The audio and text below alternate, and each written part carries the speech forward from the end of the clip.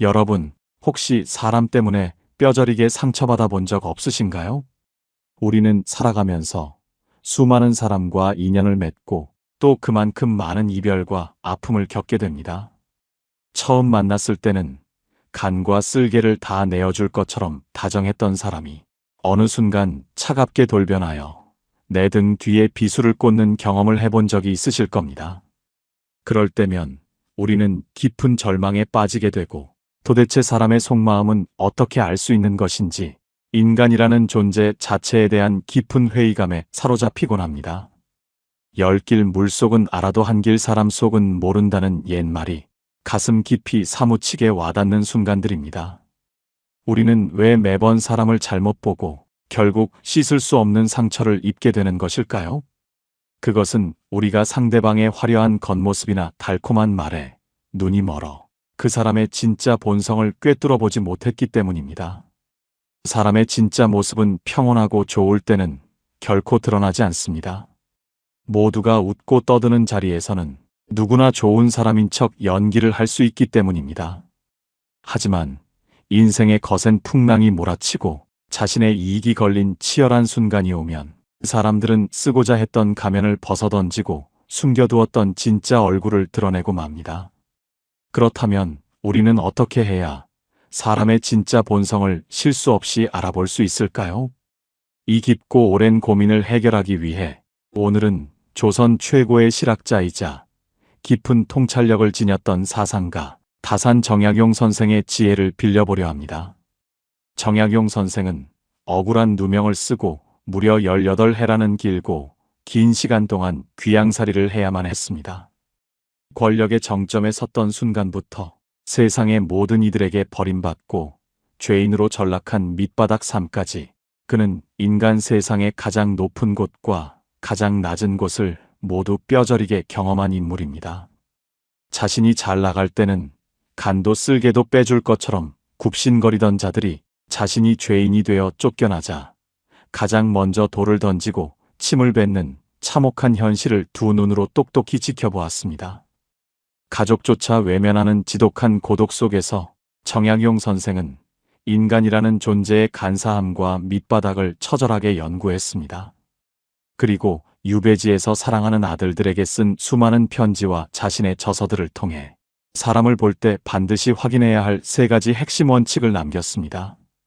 그가 남긴 이 3가지 원칙은 시대를 초월하여 오늘날 우리의 삶에도 완벽하게 적용되는 무서운 통찰입니다. 사람의 본성을 꿰뚫어 보기 위해 우리가 유심히 살펴야 할 3가지는 바로 이것입니다. 첫째, 이익을 눈앞에 두었을 때 취하는 태도입니다.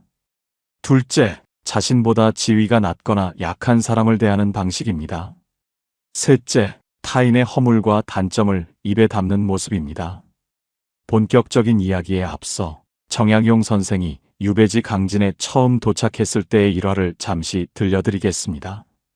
한양에서 권세를 누리던 천재학자가 하루아침에 대역 죄인이 되어 낯선 남쪽 끝 마을로 쫓겨왔을 때 그를 반겨주는 이는 단 한 명도 없었습니다. 마을의 유지들은 행여나 불똥이 튈까 두려워 정약용 선생이 다가오면 문을 굳게 걸어 잠그고 피하기 바빴습니다. 심지어 과거에 그에게 은혜를 입었던 자들조차 고개를 돌리고 모른 척하며 멸시의 눈빛을 보냈습니다. 모두가 그를 외면하고 버렸을 때 갈 곳 잃은 그에게 허름한 주막의 뒷방을 내어준 사람은 다름 아닌 마을에서 가장 가난하고 천대받던 늙은 주모였습니다. 글자 한자 읽을 줄 모르는 무지렁이 노파였지만 그녀는 권력의 눈치를 보지 않고 오직 사람에 대한 측은지심 하나로 죄인을 거두어 주었습니다. 정약용 선생은 그 춥고 좁은 방에서 권력과 돈 앞에서는 하루아침에 안면을 몰수하는 양반들의 위선과 아무런 이익도 없이 위험을 감수하며 베푸는 평범한 백성의 진실된 마음을 뼈저리게 비교하며 깨달았습니다. 그는 사람의 진짜 가치는 지위나 학식이 아니라 절망과 이해관계 앞에서 드러나는 행동 그 자체에 있다는 것을 알게 되었습니다. 이 뼈아픈 경험은 훗날 그의 철학을 완성하는 거대한 뿌리가 되었습니다. 이제 정약용 선생이 깨달은 이 서늘한 진실을 바탕으로 앞서 말씀드린 세 가지 원칙을 하나하나 아주 깊이 있게 파헤쳐 보겠습니다. 첫째, 이익을 눈앞에 두었을 때 취하는 태도입니다. 정약용 선생은 이익이라는 돋보기야말로 사람의 숨겨진 맨얼굴을 비추는 가장 투명하고 잔인한 거울이라고 보았습니다.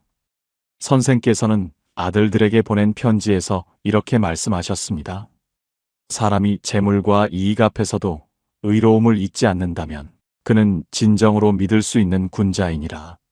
하지만 작은 이익 앞에서도 안색이 변하고 친구를 파는 자라면 결코 가까이에서는 안 될 소인배니라. 이 말씀은 인간의 가장 연약한 지점인 탐욕을 정확하게 찌르고 있습니다. 평소에는 도덕군자처럼 점잖게 굴고 호탕한 척하는 사람도 자신의 주머니에서 돈이 나가야 하는 상황이거나 자신에게 돌아올 몫이 줄어드는 상황이 오면 본능적으로 예민해지기 마련입니다. 우리의 일상 속에서도 이러한 모습을 너무나 쉽게 찾아볼 수 있습니다. 아주 흔하고 현실적인 사례를 하나 떠올려 보십시오. 평소에는 간도 쓸개도 다 빼줄 것처럼 친하게 지내던 친구들이 있습니다. 모일 때마다 우정을 맹세하고 서로의 미래를 응원하며 세상에 둘도 없는 의리 있는 관계처럼 보입니다. 그런데 함께 식사를 하고 계산을 해야 하는 순간만 되면 묘하게 행동이 달라지는 친구가 꼭 한 명쯤은 있기 마련입니다. 신발끈을 고쳐 매느라 뒤처지거나 갑자기 전화를 받는다며 식당 밖으로 나가버리거나 지갑을 차에 두고 왔다며 멋쩍게 웃어넘기는 사람 말입니다. 한두 번은 그럴 수 있다고 넘어갈 수 있습니다. 하지만 이런 행동이 반복된다면 그것은 단순한 우연이나 실수가 아니라 그 사람의 뿌리 깊은 본성입니다. 단돈 몇만 원의 이익을 지키기 위해 친구가 짊어져야 할 부담을 모른 척하는 그 얄팍한 계산 속에는 우정보다 돈을 더 우위에 두는 이기심이 숨어 있는 것입니다. 더 무서운 것은 사업을 함께 하거나 재산을 나누어야 하는 큰 이익이 걸린 상황입니다. 평생을 의좋게 지내던 형제들도 부모님이 돌아가시고 남긴 유산 앞에서는 피도 눈물도 없는 원수로 돌변하는 경우가 허다합니다. 서로 더 많은 몫을 차지하기 위해 과거의 해묵은 감정까지 들춰내며 헐뜯고 급기야는 법정 싸움까지 불사하며 서로의 가슴에 지울 수 없는 대못을 박습니다. 정약용 선생은 이런 인간의 추악한 본성을 너무나 잘 알고 있었습니다.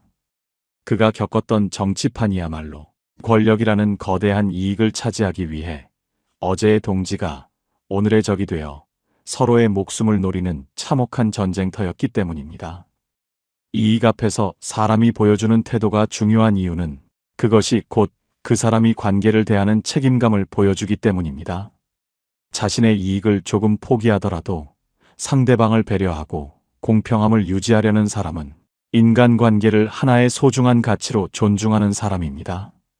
그들은 돈보다 신뢰를 무겁게 여기며 자신이 손해를 보더라도 도리를 지키고자 하는 굳은 심지를 가진 사람들입니다.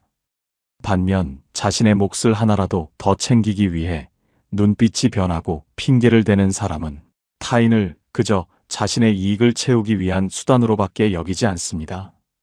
이런 사람들은 자신이 필요할 때는 간절하게 매달리며 단물을 빨아먹지만 더 이상 빼먹을 이익이 없거나 자신에게 작은 손해라도 발생할 것 같으면 뒤도 돌아보지 않고 가차없이 관계를 끊어버립니다.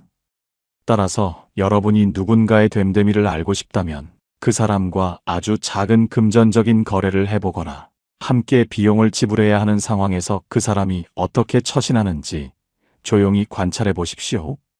그리고 누군가 책임을 져야 하거나 손해를 감수해야 하는 난처한 상황이 발생했을 때 그 사람이 자신의 잘못을 인정하고 기꺼이 책임을 나누려 하는지 아니면 교묘한 말장난과 변명으로 책임을 다른 사람에게 떠넘기고 이리저리 빠져나가려 하는지 유심히 지켜보십시오.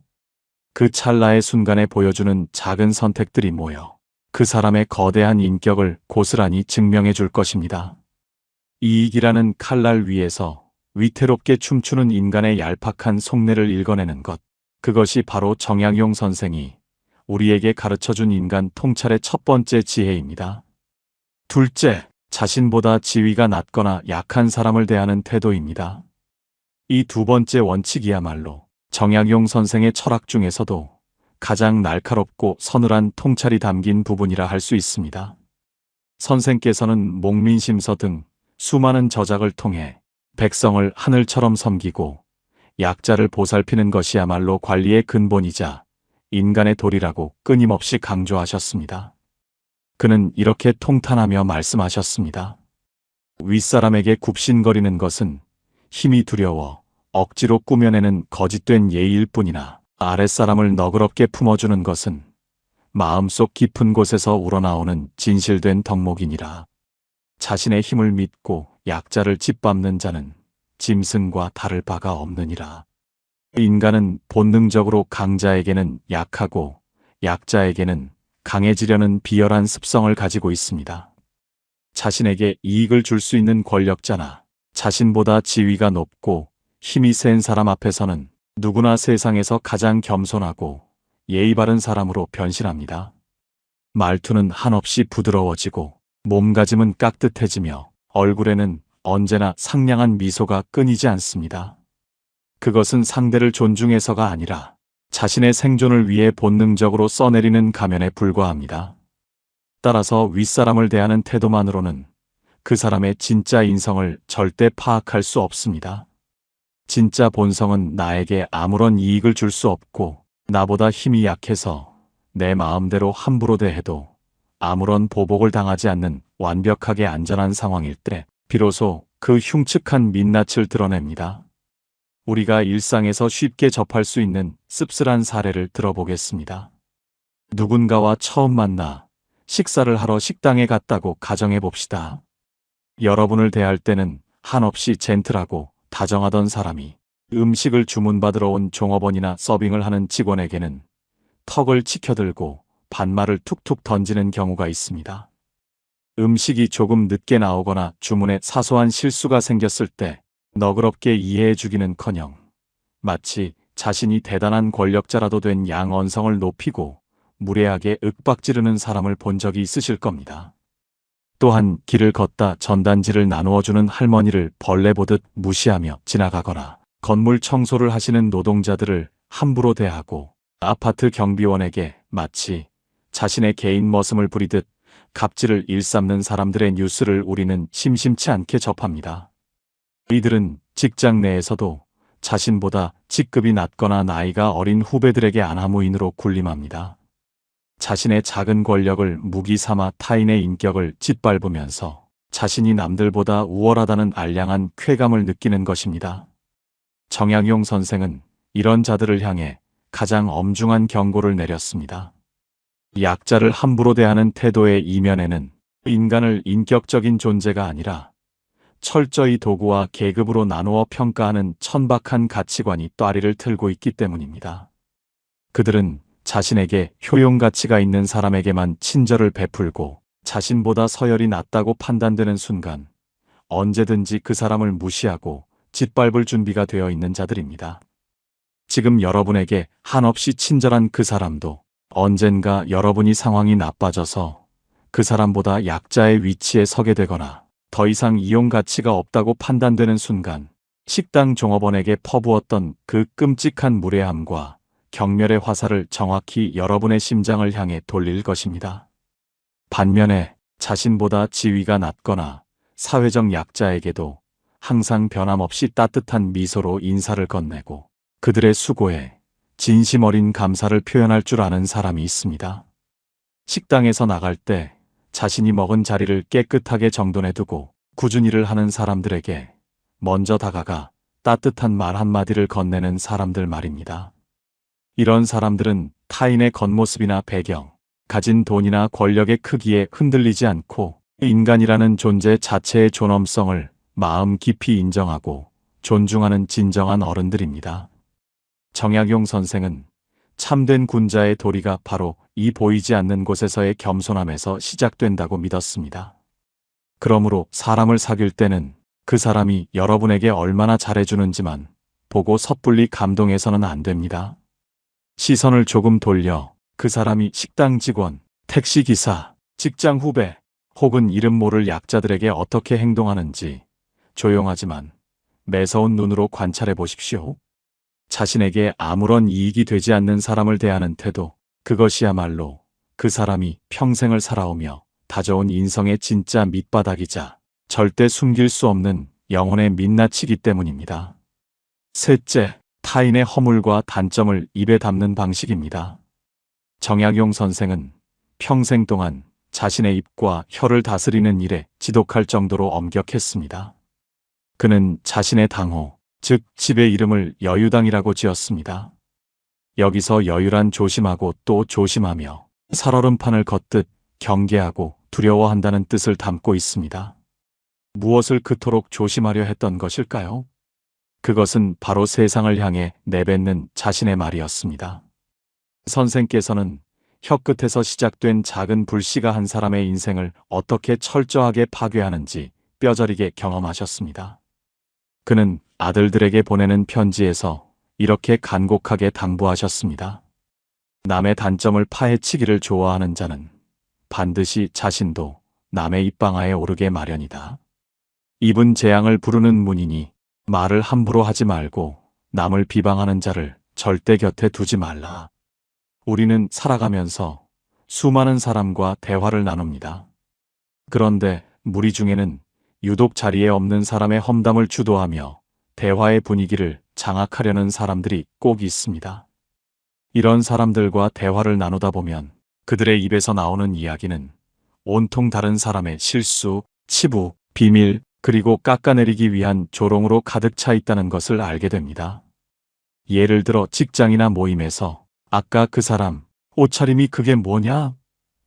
그 친구 승진한 거 다 위선 떨어서 아부한 덕분이야.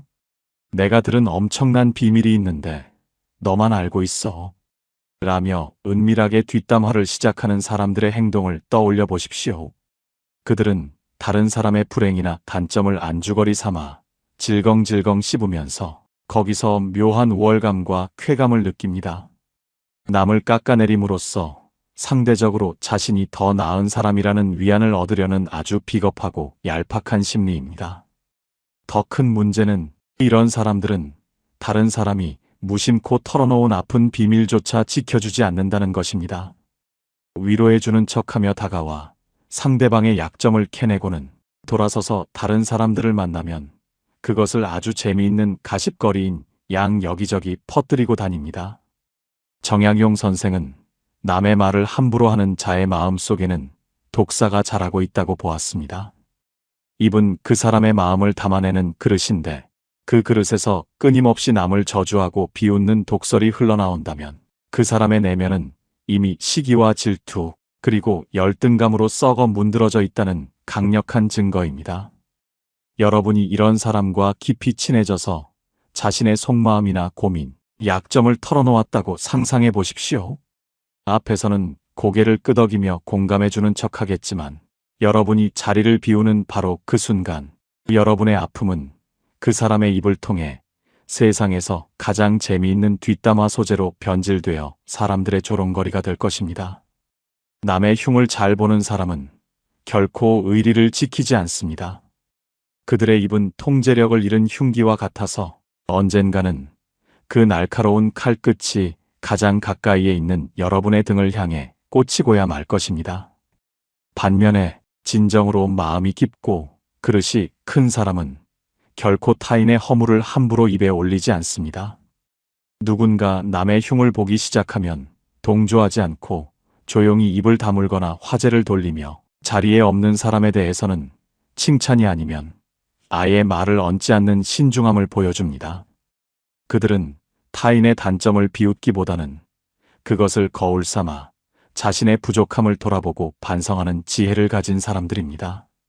정약용 선생이 강조한 여유의 마음가짐은 바로 이런 것입니다.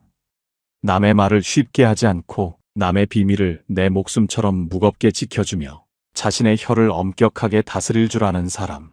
이런 사람이야말로 평생을 믿고 의지해도 좋을 바위처럼 든든한 사람입니다. 따라서 누군가를 만났을 때 그 사람이 하는 대화의 주제가 무엇인지 가만히 귀를 기울여 보십시오. 대화의 대부분이 남을 향한 비난과 뒷담화, 그리고 출처를 알 수 없는 헛소문으로 채워져 있다면 주저하지 말고 거리를 두어야 합니다. 반대로 자신의 성장, 세상에 대한 따뜻한 관심, 그리고 타인에 대한 이해와 칭찬으로 대화의 여백을 채워가는 사람이라면 당신의 삶을 더욱 풍요롭고 단단하게 만들어줄 귀인임이 틀림없습니다. 혀를 다스리는 자가 곧 자신의 삶을 다스리는 자이며, 말의 무게를 아는 사람만이 관계의 무게도 견딜 수 있다는 정약용 선생의 가르침을 늘 가슴에 새기시길 바랍니다. 여러분, 지금까지 다산 정약용 선생의 서늘하고도 깊은 통찰을 통해 사람의 진짜 본성을 꿰뚫어보는 3가지 핵심 원칙을 살펴보았습니다. 이 3가지 원칙을 다시 한번 마음속에 단단히 새겨보시길 바랍니다. 첫째, 이익을 눈앞에 두었을 때 취하는 태도를 보아야 합니다. 돈이나 이권 앞에서도 도리와 공평함을 잃지 않는 사람을 곁에 두십시오.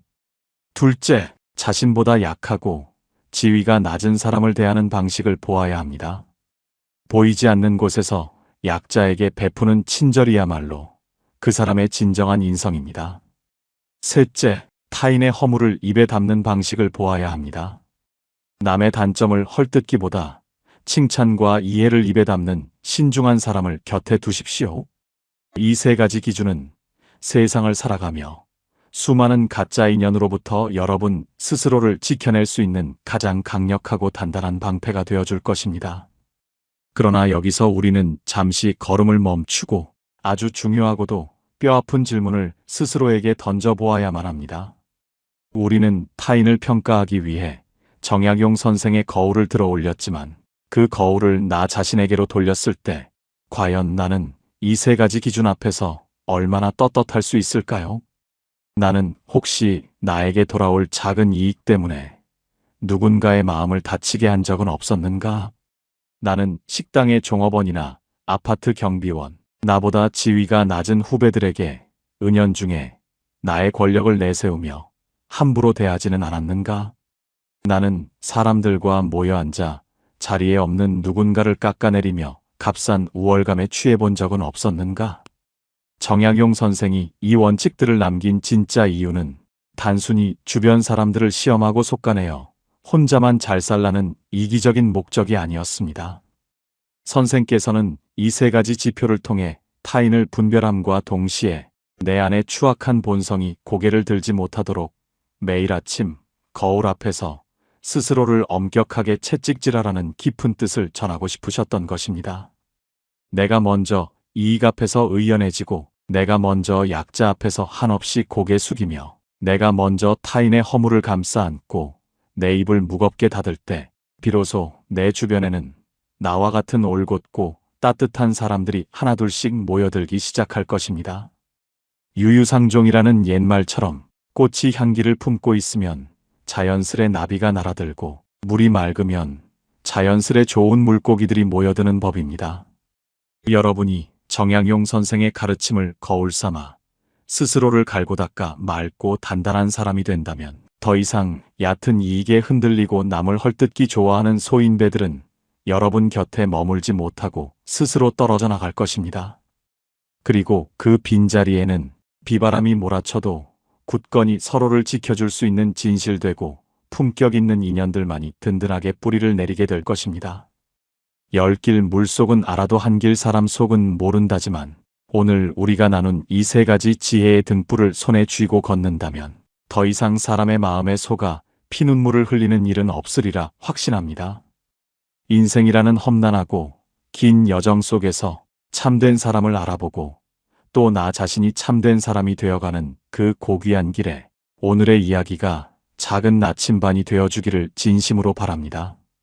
오늘 다산 정약용 선생의 이 깊은 가르침이 여러분의 마음에 작은 울림과 깨달음을 주었다면 구독과 좋아요로 이 소중한 지혜의 여정에 계속 함께해 주시기를 부탁드립니다.